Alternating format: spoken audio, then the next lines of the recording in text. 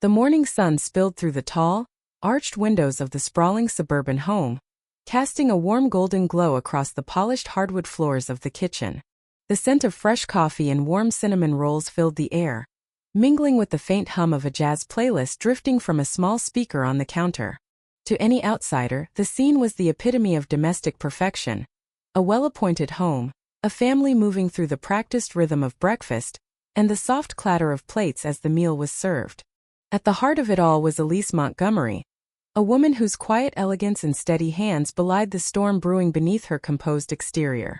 She set a plate of golden brown pancakes in front of her husband, Nathan, and slid a glass of orange juice toward their 17-year-old daughter, Sophie, who was already lost in the glow of her phone screen. Elise had spent 2 decades crafting this life, pouring her heart into being the glue that held her family together. She was the one who remembered birthdays, planned vacations, and stayed up late sewing costumes for school plays. She had stood by Nathan through the lean years when his architectural firm nearly collapsed, through the grief of losing his mother, through the sleepless nights when they feared they'd never have a child. Sophie, their miracle, had been the culmination of years of hope and heartbreak, a testament to Elise's unwavering belief in family. Yet, as she moved through the kitchen with the grace of a dancer, Elise couldn't shake the growing sense that she was becoming a stranger in her own home. Nathan, once her confidant and partner, had grown distant. His smiles were perfunctory, his kisses mechanical, landing on her cheek without meeting her eyes. He praised her cooking while scrolling through emails, his attention elsewhere. Sophie, too, was slipping away, her world now confined to earbuds and text messages, her responses to Elise's questions reduced to single syllables. For years, Elise had told herself that all marriages had their seasons, that every family went through phases. She clung to the memories of better days.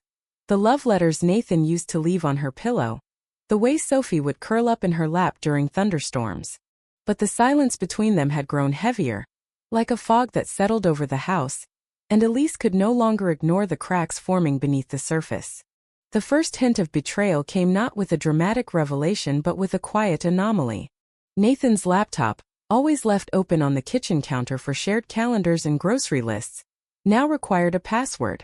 It had always been their anniversary date, a small nod to their shared history. But when Elise tried to log in to check Sophie's orthodontist appointment, the screen flashed, "Incorrect password." She stared at it, her fingers hovering over the keys, a flicker of unease curling in her chest. Was it a mistake? A glitch? She tried again, then a third time, each rejection feeling like a door slamming shut. She didn't mention it to Nathan. Instead, she brushed it off, convincing herself it was nothing. But the seed of doubt had been planted, and it grew with every small, inexplicable change. There was the faint scent of jasmine on Nathan's shirts when he returned from late nights at the office, a fragrance Elise didn't wear. There were the texts she glimpsed on his phone brief, playful messages with heart emojis, the kind he hadn't sent her in years. Once, when she entered the living room unexpectedly, Nathan fumbled to lock his screen, his laugh too loud, too forced. "Just work stuff," he said, but his eyes didn't meet hers. Elise wasn't the type to snoop. She had always believed trust was the cornerstone of their marriage, a sacred bond forged through years of shared struggles. But the evidence was mounting, each clue a pinprick to her carefully constructed world. One evening, while sorting through the laundry in their bedroom, Elise found a receipt crumpled in the pocket of Nathan's blazer. It was for a boutique hotel in the city, a single night, no mention of a business meeting or conference. Her hands trembled as she smoothed the paper flat, her eyes scanning the date. A Thursday 2 weeks ago, when Nathan had claimed he was working late. She stood there, the receipt clutched in her hand, her heart pounding so loudly she thought it might wake the house. She didn't confront him. Instead, she folded the receipt and slipped it back into the pocket, as if by hiding it, she could hide the truth it suggested. That night, she lay beside Nathan, listening to his steady breathing, wondering if he was pretending to sleep as much as she was.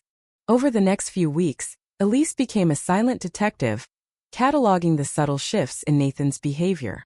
She noticed how he smiled at his phone when he thought she wasn't looking, how he lingered in the garage before coming inside, as if composing himself for a performance. She began to dread the firm's annual charity gala, an event she had always attended as Nathan's proud partner. This year, she chose a deep emerald dress that hugged her curves, a color Nathan had once said made her eyes look like starlight. She wanted to feel beautiful, to remind herself and him of the woman she was. But as she stood in the mirror, adjusting her earrings, she couldn't shake the feeling that she was dressing for a battle she had already lost. The gala was held in a glittering ballroom, the air thick with the scent of roses and the clink of champagne glasses. Elise stood by Nathan's side, smiling as he introduced her to clients and colleagues, but her eyes kept drifting to a woman across the room. She was younger, with auburn hair cascading over her shoulders, her red dress clinging to her like a second skin. She laughed too loudly, her hand resting on Nathan's arm a moment too long, her eyes sparkling with a confidence that made Elise's stomach churn. Nathan didn't pull away. Instead, he leaned into the conversation, his face lit with a warmth Elise hadn't seen in years. When he finally introduced her, his voice was clipped, almost dismissive. "This is my wife, Elise. Elise, this is Clara, our new branding consultant." Clara extended a manicured hand, her smile polite but distant, as if Elise were an afterthought. "I've heard so much about you," she said, but her tone carried no sincerity. Nathan's hand rested lightly on Clara's back, a gesture so intimate it felt like a blade twisting in Elise's chest. She stood there, her wine glass cold against her palm, watching her husband transform into a stranger. For the rest of the evening, Nathan barely spoke to her, his attention fixed on Clara, who seemed to command the room with every step. Elise felt herself shrinking, her emerald dress no match for the vibrant red that seemed to pulse with life. After the gala, the house grew quieter, not with peace but with absence. Nathan's late nights became more frequent, his excuses flimsier. A client dinner, a last-minute meeting, a drive to clear his head. His side of the bed remained untouched some nights, his slippers by the door gathering dust. When Elise tried to bridge the gap, asking gentle questions about his day, he deflected with vague kindness or snapped with a sharpness that stunned her. "Stop overanalyzing everything, Elise," he said one evening, his voice cutting through the kitchen. "Not everything's about you." She stopped asking after that, retreating into a silence of her own. Sophie, caught in the haze of teenage independence, seemed oblivious to the unraveling of her parents' marriage. She spent her evenings at soccer practice or locked in her room with her headphones, leaving Elise to navigate the growing void alone. Dinners became solitary affairs, Elise cooking for 3, then 2, then just herself, watching plates of food grow cold on the counter. She began to live in a state of quiet vigilance, noting the scent of jasmine that clung to Nathan's coats, the way he hid his phone when she entered a room, the way his laughter once reserved for her now belonged to someone else. The truth came not in shouts or tears but in a calm so cruel it felt rehearsed. One evening after Sophie had left for a sleepover, Nathan walked into the kitchen, his jacket still on, his keys landing on the counter with a finality that made Elise's heart stop. "We need to talk," he said, his voice steady, his eyes fixed on the floor. Elise didn't speak, her body bracing for the blow she had known was coming. "I want a divorce," he said, the words slicing through the air like a blade. "I'm in love with someone else." The confession was so clear, so devoid of hesitation, that it felt like he had practiced it, perhaps with Clara, perhaps in front of a mirror. Elise stared at him, her throat tightening, her fingers gripping the edge of the counter. "After everything," she whispered, her voice barely audible. Nathan didn't look at her. "It hasn't been good for a long time, Elise. Let's not pretend." And with that, he turned and walked away, leaving her standing in the kitchen, the pendant lamp casting shadows over the ruins of their life. The days that followed were a blur of numbness and survival. Nathan moved into a sleek apartment in the city, leaving Elise to pack up the life they had built together. Cardboard boxes lined the living room, each one filled with relics of a past that now felt like a lie. A photo from their honeymoon in Italy, a mug Sophie had painted at a pottery class, a scarf Nathan had bought her during a snowstorm in Chicago. Elise packed in silence, each item a reminder of the woman she had been, the sacrifices she had made, the dreams she had deferred. The house, once alive with laughter and chaos, was now a mausoleum, its silence heavier than any argument. Sophie, sensing the shift but not fully grasping its weight, began retreating further into her own world. She avoided Elise's attempts at conversation, her eyes darting away when Elise tried to explain why Nathan wasn't coming home. "I don't care," Sophie said one night, her voice sharp. "He's barely been here anyway." The words stung, but Elise couldn't argue. Nathan had been absent long before he left, his heart already elsewhere. As part of a routine checkup, Elise took Sophie to the pediatrician, a task she had always handled alone. While waiting in the sterile office, flipping through a dog-eared magazine, a memory surfaced unbidden and sharp. Years ago, during a dinner party, Nathan had laughed over a glass of wine, recounting a doctor's warning after a college skiing accident. "They told me I'd probably never have kids."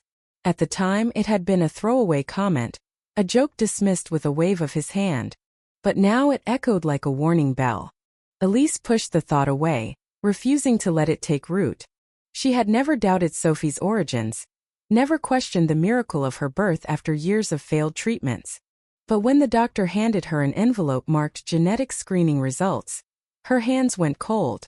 The envelope sat unopened in her purse for 2 days, its presence a weight she couldn't ignore.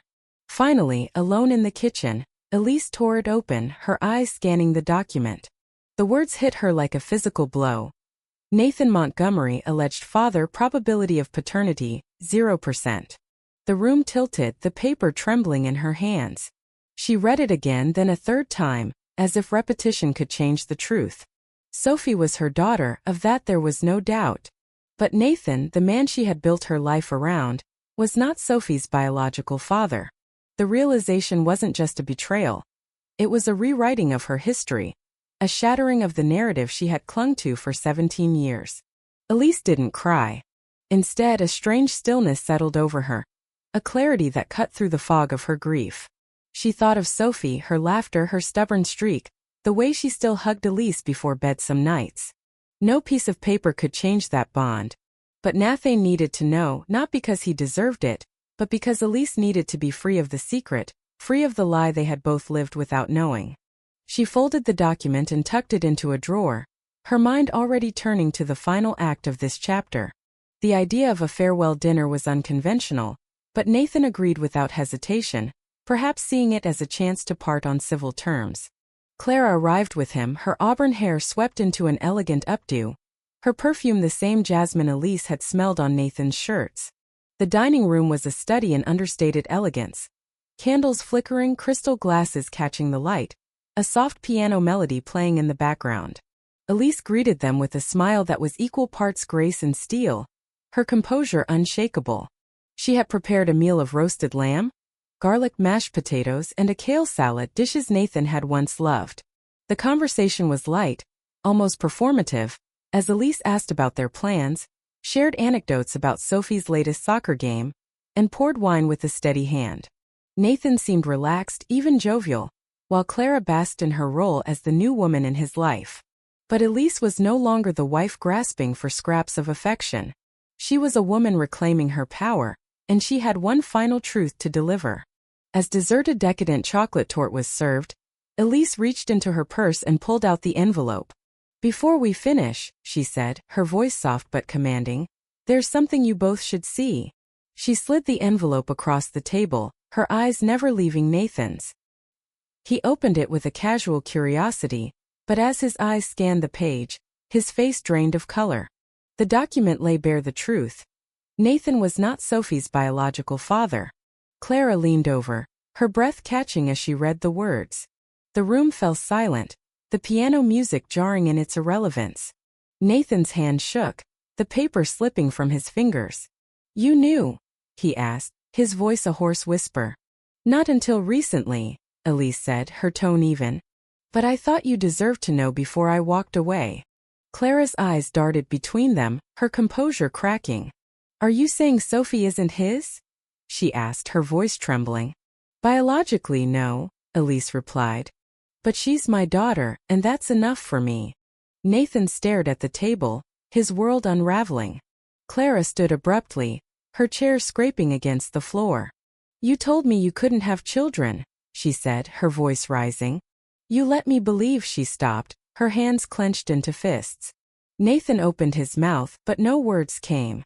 The shame in his eyes was answer enough. Elise stood, retrieving her coat from the chair. I didn't do this to hurt you, she said, her voice gentle but firm. I did it because I couldn't leave without the truth being spoken. She walked to the door, pausing only to glance back at the couple now turning on each other. Good luck, she said, and stepped into the cool night air, the weight of 20 years lifting from her shoulders. The weeks that followed were a study in reinvention.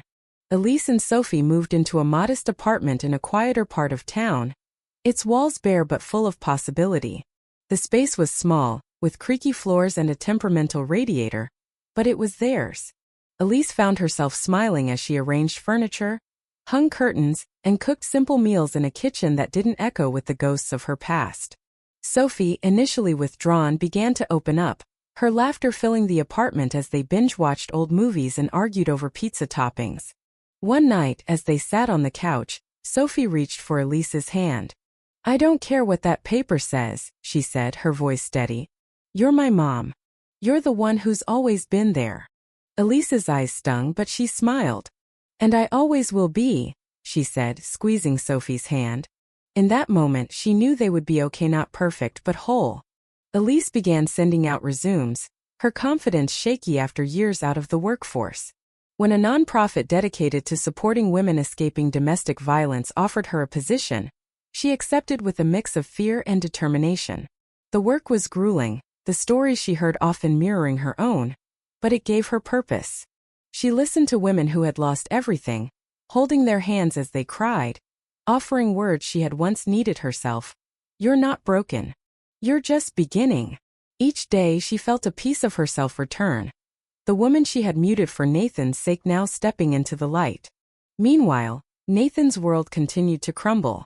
Clara left him shortly after the dinner, her trust shattered by the revelation of his infertility and the lies he had spun. Word of their separation spread through their social circle, and Nathan found himself increasingly isolated, his once charmed life now a series of empty rooms and unanswered calls. He wandered the house they had shared, its grandeur now a mockery of his choices. Photo albums lay open on the coffee table, Sophie's childhood frozen in snapshots, her first bike ride, her gap-toothed grin at a school play. Nathan had always believed he was the center of their family, but now he saw the truth. Elise had been the heart, and he had discarded her without a second thought. One evening, desperate for connection, Nathan showed up at Elise's apartment, his face haggard, his clothes rumpled. I lost everything, he said, his voice breaking. I know I don't deserve it, but I'm sorry. For everything. Elise let him in, not out of kindness but because she needed to close this chapter for good. They sat at her small kitchen table, the distance between them vast despite the cramped space. I forgive you, Elise said, her voice calm. But forgiveness doesn't mean we go back. It means I'm done carrying you with me. Nathan's face crumpled, the weight of her words sinking in. He left without argument, the door clicking shut behind him. Life didn't become a fairy tale after that. There were still bills to pay, long nights when doubt crept in, moments when Elise missed the familiarity of her old life. But she was no longer defined by loss.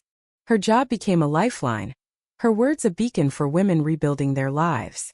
Sophie thrived, her sketches covering the apartment walls, her laughter a reminder that love could survive even the deepest wounds.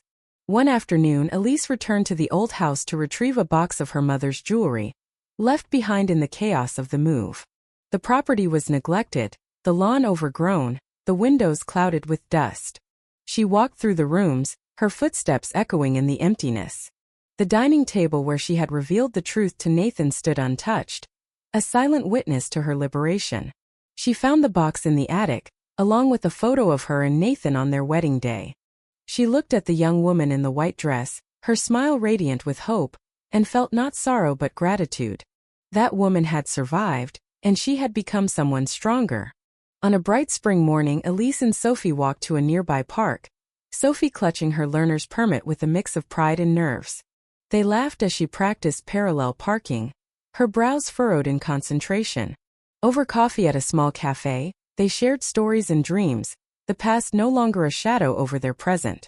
You're my favorite person, you know, Sophie said, her grin wide. Elise smiled, her heart full. She didn't have all the answers, but she had herself, her voice, her strength, her peace. And that was enough. If you were the one in this story, how would you react?